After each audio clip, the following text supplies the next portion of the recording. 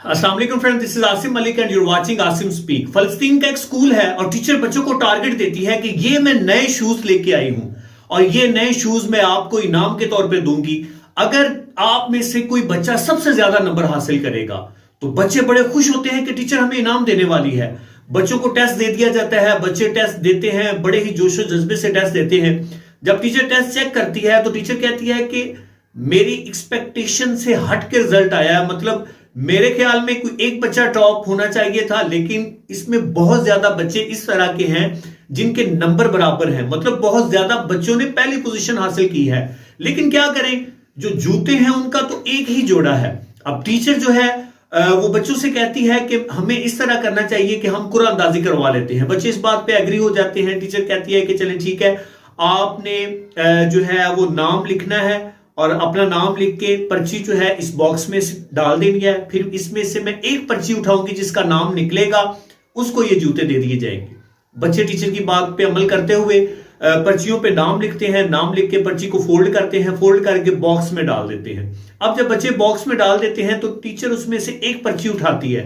एक पर्ची उठाती है तो एक बच्चे का नाम निकल आता है। एक ऐसे बच्चे का नाम निकल आता है जिसका ना तो यूनिफॉर्म अच्छा होता है, जूते भी उसके पुराने फटे पुराने जूते होते हैं। तो टीचर को बड़ी सेटिस्फेक्शन महसूस होती है। टीचर बच्चे को जो है वो इनाम दे देती है और बड़ा खुश होती है और बच्चे भी बड़े खुश होते हैं।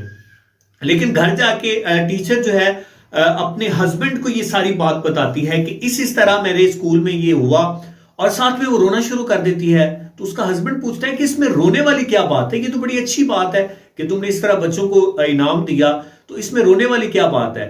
तो वो कहती है कि रोने वाली बात ये है, बड़ी बड़ी ही जबरदस्त बात थी। उसने कहा रोने वाली बात ये है कि एक पर्ची तो मैंने निकाली और उस बच्चे का नाम निकला तो मैंने उसको इनाम दे दिया, लेकिन जब मैंने दूसरी पर्चियां चेक की तो मैं हैरान रह गई कि बाकी पर्चियों पे भी उसी बच्चे का नाम था। और कितने ही कहती है कितने ही समझदार बच्चे हैं और मैं कितनी बेहिस हूं कि मुझे पता नहीं चल सका। मेरा एक टीचर होने के नाते मुझे पता नहीं चल सका। और बच्चों के वालिदैन ने कितनी अच्छी तरबियत की है और इतना ज्यादा एहसास बच्चों में देख के कहती है कि मेरे आंसू जो हैं वो इसलिए नहीं रुक रहे। दोस्तों, हमें भी चाहिए कि हम अपने बच्चों को इस तरह ट्रेन करें, अपने बच्चों के अंदर एहसास पैदा करें कि जब कभी भी हमारी सोसाइटी में, हमारे इर्द गिर्द, हमें मुआशरे में कोई ऐसे लोग मिले तो बच्चों में मदद करने का जज्बा जो है उसको लाजमी उजागर करें। अगर आप बच्चों की तरबियत इस तरह करेंगे तो यकीन जानिए हमारे मुआशरे में कोई दिन भी ऐसा नहीं होगा जब कोई फर्द भूखा सोएगा।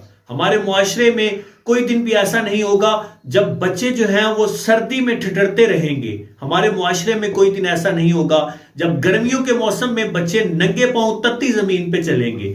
तपती जमीन पे बच्चे नंगे पांव बिल्कुल भी नहीं चलेंगे अगर हम अपने बच्चों के अंदर ये एहसास पैदा कर देंगे। ये पेरेंट्स की ड्यूटी है, ये टीचर्स की ड्यूटी है, ये सोसाइटी के बड़ों की ड्यूटी है कि बच्चों को इस तरह से ट्रेन करें, बच्चों के अंदर इस तरह से एहसास पैदा करें ताकि बच्चे जो हैं वो आने वाले वक्तों में लोगों का सहारा बने और ये मुआशरा, हमारा जो मुआशरा है, ये एक मिसाली मुआशरा बने। आज की वीडियो बस यहां तक। वीडियो अच्छी लगे तो इसको लाइक जरूर कीजिएगा और इस वीडियो को बाकी फ्रेंड्स के साथ शेयर करना ना भूलिएगा।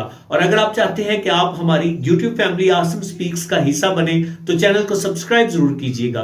कमेंट बॉक्स में अपनी राय जरूर दिया करें, इससे हमें पता चलता है आपकी पसंद नापसंद का। इंशाल्लाह नई वीडियो में नए टॉपिक के साथ फिर आपसे मुलाकात होगी। तब तक मुझे आसिम अली को दीजिए इजाजत। अल्लाह हाफिज।